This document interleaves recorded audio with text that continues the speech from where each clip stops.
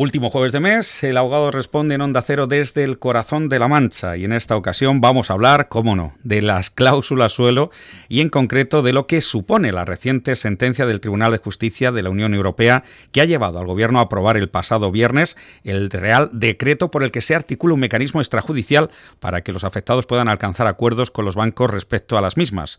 Hablaremos también de la sentencia del Tribunal Supremo de diciembre de 2015 por la que también se declaraban abusivas las cláusulas que obligan al prestatario a abonar todos los gastos derivados de la escritura de préstamo hipotecario. Hablamos de gastos de gestoría, notaría, registro e impuestos pagados al realizarse la hipoteca. Y todo ello hoy con la presencia de Carlos Zarceño, del despacho de nuestro bufete vecino Cobo Serrano, experto en derecho bancario. Señor Zarceño, muy buenas tardes. Buenas tardes, Marcos, ¿qué tal? Para entrar un poco en materia, aunque la mayoría de la gente ya ha oído hablar de ello, si no directamente conoce a alguien que le afecte, incluso aquí en nuestro medio hemos comentado muchas cosas, recuérdanos qué son las cláusulas suelo y por qué las mismas pueden ser abusivas. Bueno, las cláusulas suelo no son más que una condición que los bancos han incluido en muchos de los préstamos hipotecarios que concedieron a interés variable para la compra de vivienda, sobre todo.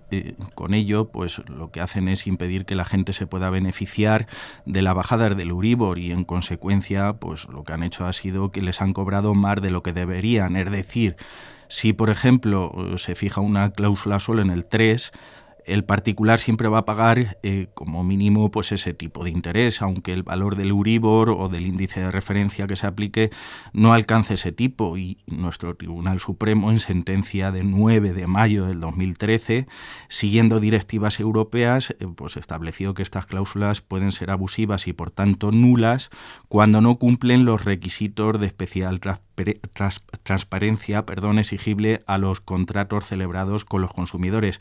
Si bien decidió limitar los efectos de la declaración de nulidad, de modo que solo va a producir efectos desde dicha sentencia de mayo del 2003, y aquí precisamente es donde radicaba el problema. Y esto es precisamente lo que ahora la sentencia del Tribunal de Justicia de la Unión Europea ha venido a corregir, ¿cierto? Pues sí, precisamente así es. El Tribunal de Justicia de la Unión Europea considera que lo que había resuelto con carácter previo el Tribunal Supremo Español se opone a la normativa europea, ya que no se pueden limitar los efectos de nulidad establecidos en el Código Civil, y concluye diciendo que es una cláusula es declarada abusiva y por tanto nula, es como que nunca ha existido, de manera que no puede tener efecto alguno frente al consumidor. En definitiva, lo que viene a decir el Tribunal de Justicia de la Unión Europea en esta sentencia reciente de 21 de diciembre del 2016 es que cuando una cláusula suelo se declare nula, los bancos deben de devolver el dinero cobrado de más a los consumidores desde la firma del contrato de préstamo, por lo que con esta nueva sentencia las cantidades a devolver obviamente serán mucho mayores que las que se venían consiguiendo hasta ahora. Nos siguen asaltando muchas dudas. Carlos, la gente que ya tenga una sentencia por la que se declare nula una cláusula suelo y se le devuelvan las cantidades solo desde el 9 de mayo de 2013, ¿qué tendrían que hacer? ¿Pueden reclamar cantidades anteriores a esa fecha? A ver, pues este precisamente es otro frente al que hay que luchar, ya que en principio estas personas que tienen sentencia de los juzgados, como dices, en principio no podrían ampararse ya en lo que dice el Tribunal Europeo en este momento, porque en derecho existe una figura que se denomina la cosa juzgada y que no significa otra cosa más que no se pueden tramitar dos procedimientos sobre un mismo objeto, una misma causa y las mismas partes. Por eso, quien tenga ya una sentencia, en principio, tendría vetada la vía judicial para reclamar a su banco. No obstante, ya te digo que nuestro despacho no se conforma con esto y estamos trabajando ya en posibles alternativas para escapar de la cosa juzgada, para que la gente que en este caso se encuentre pueda recuperar su dinero, porque desde luego, Marcos, es totalmente injusto, estarás conmigo, que quien ha reclamado judicialmente no pueda recuperar ahora su dinero. Claro. Y por el contrario, quien no lo ha hecho sí puede hacerlo. Vamos, o sea, que uno ha ido incluso por delante, queriendo hacerlo teóricamente mejor, y se encuentra con que ahora se topa con un problema mayor. Eso es un problema que hay que solucionar. Claro, y esto no para. Ahora hay un Real Decreto que aprobó el pasado viernes el Gobierno, denominado Real Decreto Ley de Medidas Urgentes de Protección de Consumidores en materia de cláusula suelo, que da una vuelta a todo. ¿Y para qué sirve realmente, o qué han cambiado las cosas con él? Pues sinceramente para poco. Y para poco porque leyendo este Real Decreto te das cuenta que no es obligatorio este mecanismo y que lo único que posibilita es abrir un mecanismo de negociación durante 3 meses solamente para las personas físicas, no nos sirve para las empresas y no obliga a nada al banco. El banco va a ser el único que va a decidir en la vía extrajudicial, que no en la judicial, si devuelve el dinero o no lo devuelve y en qué cuantía. ¿Y en qué consiste el mecanismo en concreto? A ver, pues según el artículo 3 del mismo, los bancos deben de implantar un sistema para atender las reclamaciones extrajudiciales que le formulen los consumidores. Recibida esta reclamación, pues tienen 2 opciones. Una, que consideren que sí, que han metido la pata y que procede devolver lo cobrado de más.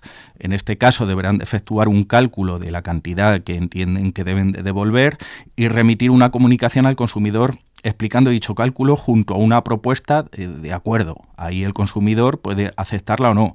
O bien que el banco considere que lo han hecho todo perfecto, que no procede devolver dinero alguno. En este caso, deberán de comunicar al consumidor las razones de su negativa. En este caso, se da por concluido el procedimiento extrajudicial y el afectado, pues en su caso, podrá interponer una demanda judicial ante los juzgados. Obviamente, en cualquier caso, el plazo máximo para lograr o no lograr el acuerdo, como digo, es de 3 meses a contar desde que se presenta la reclamación al banco. Abogado, se ha oído que con este mecanismo los bancos tienen que efectuar un cálculo de las cantidades que han pagado de más los afectados junto con los intereses e informar a todos ellos. ¿Esto es cierto? Sí, a ver, esto es precisamente lo que digo. Yo entiendo que no, Yo entiendo que no porque el Real Decreto solamente establece la obligación del banco de informar de estas cantidades, pero solamente a las personas con las que quiere llegar a un acuerdo para devolverle el dinero.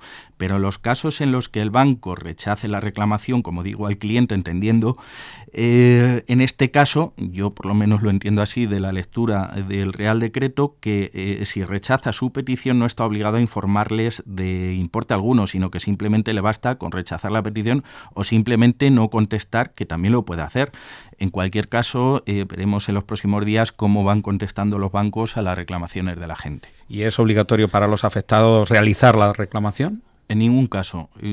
Esta reclamación es totalmente voluntaria, lo dice el propio Real Decreto, por lo que los afectados pueden optar entre formular esta reclamación extrajudicial al banco o acudir directamente a los tribunales. No obstante, yo y nuestro despacho sí que aconsejamos realizar la reclamación previa, si bien, eso sí, es muy importante que siempre antes de cerrar un acuerdo con el banco, se asesoren con un abogado de su confianza para que les diga si el acuerdo que les proponen les conviene o no y que decidan una vez que realmente tengan una información verdadera y objetiva y no solamente información por parte del banco, puesto que en muchos casos será más conveniente acudir a los juzgados que conformarse con lo que le ofrezcan o viceversa. Y en el caso de que el banco ofrezca alguna cantidad y sea rechazada por entender que no es adecuada o se ha quedado corta con nuestras pretensiones, ¿puede tener consecuencias? Ninguna, Marcos. Los afectados son totalmente libres, como digo, de aceptar o no el acuerdo. Por eso decimos que se asesoren y que no se dejen llevar por el banco, porque en muchos casos la cantidad que ofrezcan será insuficiente. Por eso lo que pretendemos es lo que digo, que antes de aceptar este acuerdo la gente conozca plenamente las posibilidades de éxito de una posible reclamación judicial y que luego decidan en consecuencia. Precisamente es por esto por lo que nuestro despacho ya anunciamos y decidimos poner un sistema para asesorar gratuitamente a la gente a través de nuestra página web, como serranoabogados.com, donde se les dará respuesta gratuita a las consultas que nos realicen. Además, estamos preparando unas jornadas para informar a la gente de forma gratuita de las posibilidades que tienen y asesorarle un poquito de lo más personalizado posible. Y en lo que concierne a los gastos de formalización de las hipotecas, ¿qué pasa? ¿Se va a devolver también? ¿Quedan fuera de este sistema? Sí, esta es otra guerra. A ver, esto queda fuera del sistema extrajudicial y de este Real Decreto, pero obviamente perfectamente se pueden reclamar, ya que el Tribunal Supremo en otra sentencia, aparte de todo esto que estamos hablando, de fecha 23 de diciembre del 2015, consideró que también son nulas las cláusulas que imponen al consumidor todos los gastos de formalización y constitución de las hipotecas, ya que considera el Supremo, y es que es totalmente lógico por otra parte, que si la hipoteca, que no deja de ser más que una garantía para el caso de impago del préstamo, beneficia al banco, pues obviamente es lógico que el banco sea quien corra con los gastos, y esto precisamente es lo que establece el Tribunal Supremo en esta sentencia. Concluyendo este espacio y el argumento que hoy nos ha tocado en El Abogado Responde, señor Zarceño, ¿qué gastos se pueden reclamar?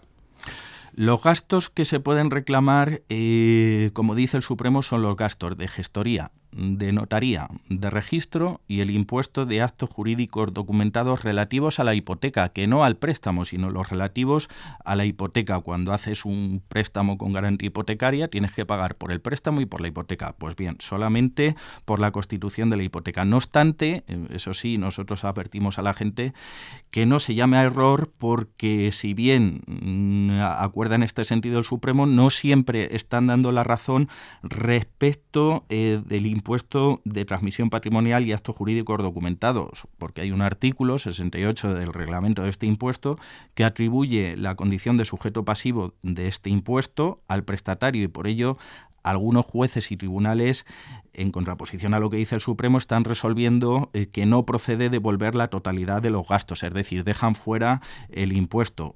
Estas dudas necesariamente serán resueltas pues en próximas fechas por el Tribunal Supremo y arrojarán un poquito de luz. No obstante, yo insisto, extrajudicialmente hay que reclamarlo y luego valorar si nos vamos al juzgado o no una vez que tengamos las ideas muy claras. Pues es el punto de vista de nuestro experto de Derecho Bancario en Cobo Serrano Abogados, don Carlos Zarceño. Gracias por su colaboración un mes más y ojalá y muchas preguntas hayan encontrado respuesta en el programa de hoy para consumidores, clientes de los bancos, oyentes de Onda Cero. Un placer. Muy bien, muchas gracias.